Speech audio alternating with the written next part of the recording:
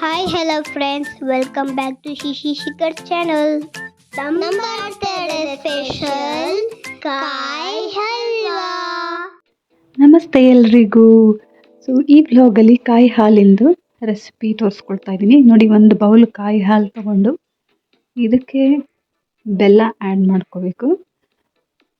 ಆಮೇಲೆ ಇದನ್ನು low flame ಇಟ್ಟುಬಿಟ್ಟು ಚೆನ್ನಾಗಿ ಸ್ವಲ್ಪ ತಿರುಗಿಸಿ ಬೆಲ್ಲ ಕರಗಾದ್ಮೇಲೆ ಸ್ವಲ್ಪ ಅದನ್ನು ಕುದಿಯೋದಕ್ಕೆ ಬಿಡಿ. ಇದು ಕಾಯಿ ಹಲ್ವಾ.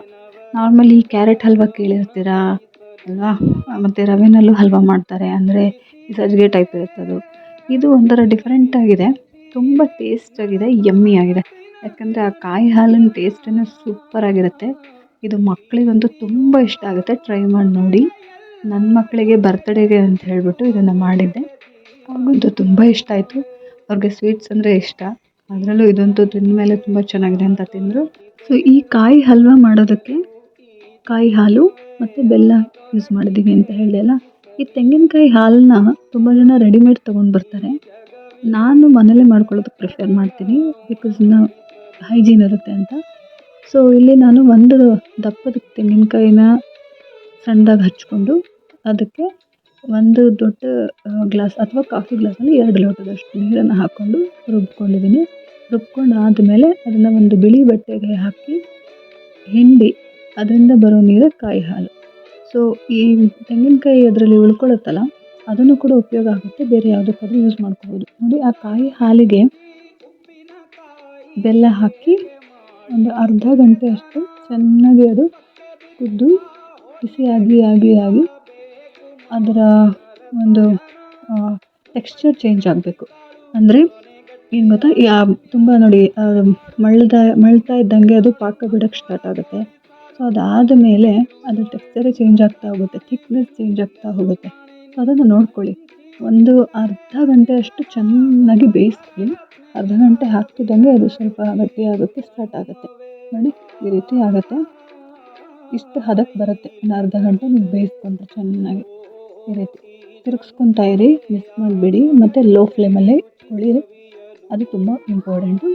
ಸ್ವಲ್ಪ ಮೀಡಿಯಮ್ ಫ್ಲೇಮ್ ಇದ್ರೂ ಓಕೆ, ಬಟ್ ನೋಡ್ಕೊತಾ ಇರಬೇಕು, ಇಲ್ಲಾಂದರೆ ಆ ತಳ ಹತ್ತಿ ಏನಾದರೂ ಸ್ವಲ್ಪ ಇದು ಬಂದುಬಿಟ್ರೆ ಸ್ಮೆಲ್ಲು ನಿಮ್ಗೆ ಸ್ವೀಟ್ ಟೇಸ್ಟ್ ಅಷ್ಟು ರುಚಿ ಅನಿಸಲ್ಲ. ನೋಡಿ, ಈ ರೀತಿ ಆಗಿದೆ. ಈಗ ಇದಕ್ಕೆ ಹಾಲನ್ನು ಮಿಕ್ಸ್ ಮಾಡ್ಕೊತಾ ಇದ್ದೀನಿ. 1 ಕಪ್ಪು ದೊಡ್ಡ ಕಪ್ಪಲ್ಲಿ ತೆಂಗಿನ ಹಾಲು ಹಾಕ್ಕೊಂಡಿದ್ದೀನಿ. ಸ್ಮಾಲ್ ಬೌಲಲ್ಲಿ ನಾರ್ಮಲ್ ಮಿಲ್ಕ್ ಹಾಕ್ಕೊತಾ ಇದ್ದೀನಿ, ಹಸಿ ಹಾಲು ಹಾಕ್ಕೊತಾ ಇದ್ದೀನಿ, ನಂದಿನಿ ಹಾಲು.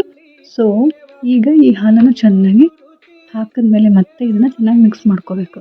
ಇದನ್ನು ಮಿಕ್ಸ್ ಮಾಡಿ ಮತ್ತೆ ಒಂದು 10 ನಿಮಿಷದಷ್ಟು ಚೆನ್ನಾಗಿ ಇದು ಬೇಯಿಸೋದಕ್ಕೆ ಬಿಡಿ. ಹೀಗೆ ತಿರುಗಿಸ್ಕೊಳ್ಳಿ ಚೆನ್ನಾಗಿ. ಫಸ್ಟು ಎಲ್ಲ ಈಕ್ವಲಾಗಿ ಮಿಕ್ಸ್ ಆಗಲಿ, ಯಾಕಂದರೆ ಅದು ಆಲ್ರೆಡಿ ಗಟ್ಟಿಯಾಗಿರುತ್ತಲ್ವ, ಸ್ವಲ್ಪ ಥಿಕ್ನೆಸ್ ಚೇಂಜ್ ಆಗಿರುತ್ತಲ್ಲ, ಮತ್ತು ಹಾಲು ಹಾಕಿದಾಗ ಅದು ಚೆನ್ನಾಗಿ ಮಿಕ್ಸ್ ಆಗಬೇಕದು.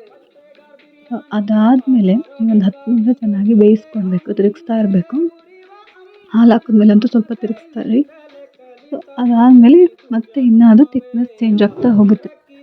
ಆಗ ಸ್ವಲ್ಪ ಅದಕ್ಕೆ ಈ ಏಲಕ್ಕಿ ಪುಡಿನ ಹಾಕ್ಕೋಬೇಕು. ಏಲಕ್ಕಿ ಪುಡಿ ಒಂದು 4ರಿಂದ 5 ನಾನು ಪುಡಿ ಮಾಡಿಕೊಂಡು ಮಿಕ್ಸ್ ಮಾಡ್ಕೊಂಡಿದ್ದೀನಿ ಇದರಲ್ಲಿ. ಮತ್ತೆ ಏಲಕ್ಕಿ ಪೌಡರ್ ಹಾಕಿದ್ಮೇಲೆ ನೀವು 5 ನಿಮಿಷ ಚೆನ್ನಾಗಿ ಅದನ್ನು ಬೇಯಿಸ್ಬೇಕಾಗತ್ತೆ. ಅದಾದಮೇಲೆ ನೀವು ಇದನ್ನು ತಣ್ಣಗಾಗೋದಕ್ಕೆ ಬಿಡಬೇಕು.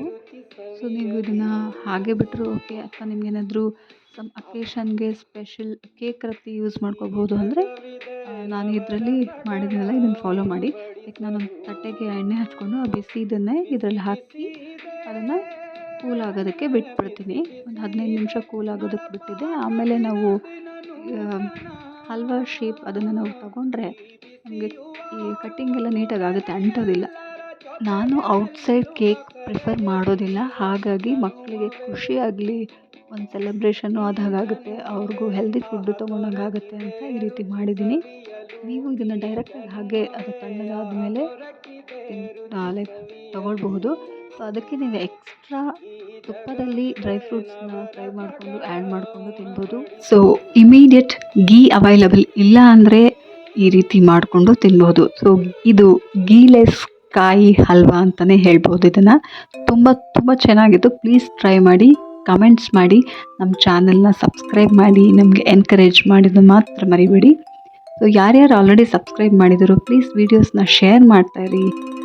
ನಿಮ್ಗೆ ಯಾವುದು ಇಷ್ಟ ಆಗುತ್ತೋ ಆ ವ್ಲಾಗ್ನ ಪ್ಲೀಸ್ ಶೇರ್ ಮಾಡಿ, ಸಪೋರ್ಟ್ ಮಾಡಿ, ಲೈಕ್ಸ್ ಮತ್ತು ಕಮೆಂಟ್ ಮಾಡಿ. Thank you.